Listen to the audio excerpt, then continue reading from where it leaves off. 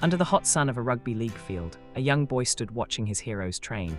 He didn't just see players, he saw a system, a structure, a story told through numbers stitched onto jerseys. Each number carried a role, a responsibility, and a name that defined the heartbeat of the team. The coach gathered the players and pointed to the backline first. "These are your finishers, your defenders in space." He called out number 1, the fullback. This player stood at the back like a silent guardian, reading the game, catching high kicks and launching counterattacks. The fullback was often the smartest runner on the field, always ready when danger came. Next came numbers 2 and 5, the wingers. They hugged the edges of the field like sprinters waiting for their moment. When the ball reached them, the crowd would rise, because speed and finishing were their weapons. A winger's job was simple but vital: score tries and defend the corners. Standing just inside them were numbers 3 and 4, the centers. Strong, fast and skillful, centers were the bridge between speed and power. They created space, broke tackles, and often decided whether an attack lived or died. A good center made his winger shine.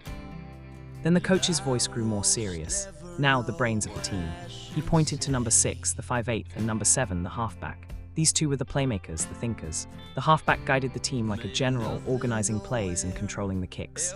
The 5/8 added flair, creativity, and unpredictability. Together, they shaped the team's attack. Moving forward, the coach tapped the jerseys of the bigger players. This is where battles are won. Number 8 and number 10 were the props.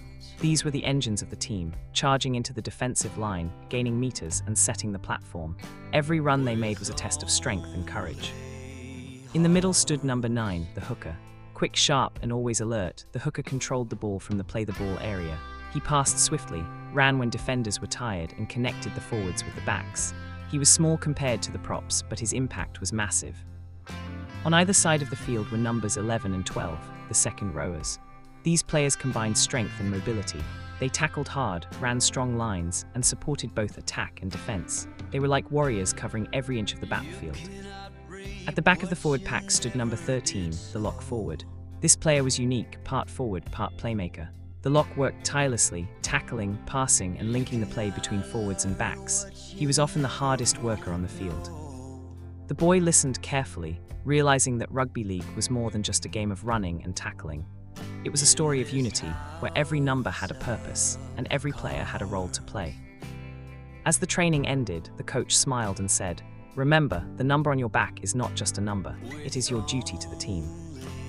The boy looked at the jerseys again, no longer just numbers, but identities, each one telling a story of strength, speed, skill, and sacrifice.